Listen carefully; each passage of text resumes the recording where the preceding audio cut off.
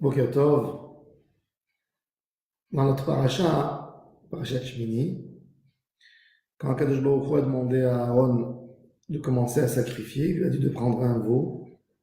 On l'a expliqué hier, pour pardonner sur la faute du veau d'or. Ensuite, Akadosh Baruch Hu dit à Aaron, tu prendras aussi un bélier. Ve'ail le'ola temimim. Le Zohar, Akadosh pose la question, Aïl, c'est un bélier au singulier. Pourquoi il dit temimim au pluriel? Même que si on lisait le pasouk dans la manière de le lire en pshat, on peut toujours expliquer que le mot temimim, au pluriel, qui soit complet, il parle du bélier et du veau. Mais dans le texte normal, quand tu dis Aïl bet bakar, les khatat, il y a un tevir, donc on a fini, c'est comme s'il y avait une virgule. Ensuite, Aïl leola, un bélier pour le sacrifice de la ola. Donc la question elle revient, pourquoi il est écrit temimim au pluriel? Que les corbanotes soient complets. Le Zohar Kadosh pose cette question. Et le Zohar nous dit de quel bélier on parle. Alors le Zohar nous donne la référence de Avraham Avinu. Quand il est parti dans le mont Moria, il a eu l'ordre de Dieu, il a mis dans l'épreuve de sacrifier son fils. Alors, Avraham Avinu, quand Akadosh Baruch Hu lui a dit, tu toucheras pas ton fils Abraham, je t'ai rien mis, tu toucheras pas ton fils Yitzhak, je t'ai mis à l'épreuve, Abraham était triste. Et il va chercher quelque chose d'autre pour sacrifier. Et Akadosh Baruch Hu lui montre un bélier que ses cornes sont attrapées dans le bois, dans un des bois. Et Abraham va prendre le bélier et le sacrifie à la place de son fils. Le Zohar nous dit, Vaïssa ena vayareta aïn. Il a vu un bélier. Ensuite, il est parti. Et Vine Aïl Achar, un autre bélier. Donc il dit que ce Aïl était composé de deux. Il dit ce bélier, c'est pas tout simplement un bélier. On parle des deux béliers d'Abraham Avinu qui sont dans un seul sacrifice. Et c'est difficile de comprendre ce que le Zohar veut dire, puisqu'on ne parle pas ici de ce bélier. Ce bélier a été bien sacrifié. Donc c'est pas le même bélier. Il y a eu des centaines d'années qui sont passées depuis ce moment. Mais il nous dit que l'élément du bélier qu'il y avait à l'époque d'Abraham, on doit avoir le même élément dans ce bélier qu'on va sacrifier. Et là, il faut comprendre quelque chose dans le Corban. Akadosh Baruch Hu nous a donné l'ordre de construire le tabernacle. Mais Akadosh Baruch Hu nous dit surtout pas, ne m'amenez pas les béliers. Le bélier, c'est un gros mouton. Ne m'amenez pas ce bélier parce que vous pensez que je vous oblige. Je veux que ça vienne de vous-même, de la même manière que Abraham Avinu.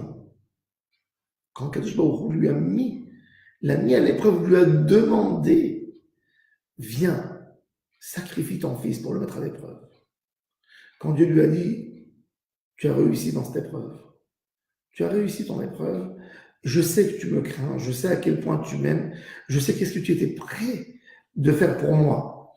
Alors, ça y est, basta, on a fini l'histoire. Abraham Avinu dit non, dit Dieu, je ne suis pas là que quand tu me demandes quelque chose. Je ne suis pas là que quand tu me demandes quelque chose pour te rendre, pour te le faire. Je suis là de moi-même pour faire ta volonté. De moi-même, je veux essayer de faire ta volonté. Et ça, c'est le bélier qu'Abraham Avinu va chercher après l'histoire de la Akedat Yitzhak. Ce feu qu'il y a dans l'homme de chercher à satisfaire Hachem par ses mitzvot. C'est ce que nous avons besoin. Quand on fait les mitzvot, quelque part, on a des mitzvot, on regarde la Torah, le livre de nos lois, et on essaie de comprendre et de savoir qu'est-ce que Dieu s'attend de nous, à quoi il s'attend. Alors, On fait le Pessah, on fait la Tfila, les Tfilin, Shabbat, Kasher, etc., etc. Mais Akadosh Baruch Hu nous dit, tout ça, c'est des règles que tu apprends. Qu'est-ce que j'aime? Mais Akadosh Baruch Hu, il s'attend de nous de quelque chose, à un lien beaucoup plus fort. Pas un lien de citoyen. Un citoyen dans un pays, alors il a ses droits et ses obligations, évidemment. Et donc il dit, il va essayer, quand il a besoin de payer des impôts, il va aller chez un maître comptable pour qu'il lui fasse un conseil, comment il peut réduire ses impôts, etc., etc. Parce que c'est un devoir, c'est une obligation. Akadosh Baruch Hu ne veut pas qu'on fasse des mitzvot que par obligation, que par un devoir, qu'on les fasse de nous-mêmes, avec beaucoup d'amour, beaucoup d'ambition, comme ce bélier qu'Abraham Avinu a cherché à amener. Abraham Avinu il a dit, c'est pas que j'ai eu un engagement, un appel de Dieu, donc j'étais obligé, j'étais censé le faire, et du moment que Dieu m'a dit t'es quitte, ça y est, je rentre chez moi à la maison. Non, je cherche à tout prix à servir Hachem. Et ça, c'est la base principale de la compréhension, le premier pas dans la Torah et les mitzvot. Je l'ai fait parce que aussi je suis engagé, oui, la Torah me le demande, mais je ne l'ai fait pas que par un engagement. Je l'ai fait surtout avec l'amour d'Hachem. Les mitzvot, on les fait surtout avec l'amour d'Hachem. La Gemara, elle parle de deux catégories de mitzvot. Première catégorie, c'est les mitzvot que l'homme fait. Je veux être dans la loi. Je veux être bien, je suis juif. C'est les règles de la société, c'est les règles du club. Je les fais. Ça, c'est des mitzvot de crainte. Il y a des mitzvot qu'on fait d'amour, mais ahava. Osé, mais ahava, quand quelqu'un il fait les mitzvot par amour, c'est la même mitzvah. C'est le même acte. Tu as pris tes tefilines, tu les as mis, tu les as attachés sur tes bras. Tu peux le faire par amour en pensant, j'essaie de m'attacher avec Dieu, c'est symbolique, j'essaie de m'attacher. Tu peux dire, ah, c'est très grave si je ne mets pas les tefilines une journée, donc il faut absolument que je les mette. La personne qui te voit, lui, il voit un geste d'attacher des lanières en cuir sur une main. Il ne voit pas l'amour qu'il y a là-dedans. Et à Kadosh Baruch Hu, il voit tout. Il voit quand tu as fait la mitzvah par amour, bitrilo chemo, quand tu as la crainte, quand tu as l'amour. Le but de tout, c'est d'avoir l'amour d'Hachem dans tous les mitzvot qu'on fait. Et ça, c'est un travail de cœur qu'on fait. Il suffit d'accorder une petite pensée. Je veux me rapprocher à Hachem. C'est pas je sacrifie quelque chose pour Dieu. Je veux me rapprocher à Hachem. Me rapprocher, ça donne à la personne cette idée. La avod d'Hachem, mais ahava. Faire avodat Hachem et ahava. Ça, c'est la première leçon de tous les corbanotes.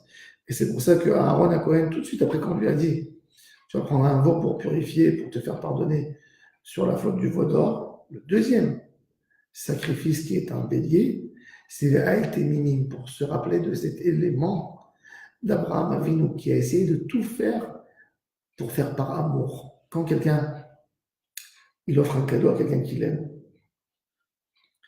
et il regarde, quand tu aimes quelqu'un, tu vas voir comment il va regarder le cadeau que tu vas lui donner. Si tu penses qu'il a mal regardé ou qu'il n'a pas trop apprécié, tu te poses des questions, est-ce que j'ai mal fait, j'ai pas bien, j'aurais dû faire un peu mieux. C'est exactement ça l'idée qu'on doit avoir dans nos mitzvot. Pas avoir une peur, j'ai peut-être mal fait la mitzvah. D'avoir une crainte, que cette crainte, est-ce que j'ai pas satisfait assez le Seigneur, mon Créateur? Ça, c'est l'idée. Quand un homme vit dans cette ambiance d'amour et d'affection, toutes ces mitzvot sont différentes. Ça, c'est le but de tout. On a besoin d'arriver, même si nous ne sommes pas là. Nous devons arriver là, oser mais ahava, faire toutes ces mitzvot de ahava, d'amour d'Hachem. Quand on est arrivé à ce niveau, là, nos mitzvot, elles atteignent le niveau de mitzvot des patriarches, que Hachem nous aide, Bezrat Hachem. Qu'on arrive au niveau des mitzvot des patriarches, et ces mitzvot vont nous combler de joie et de bonheur. Amen.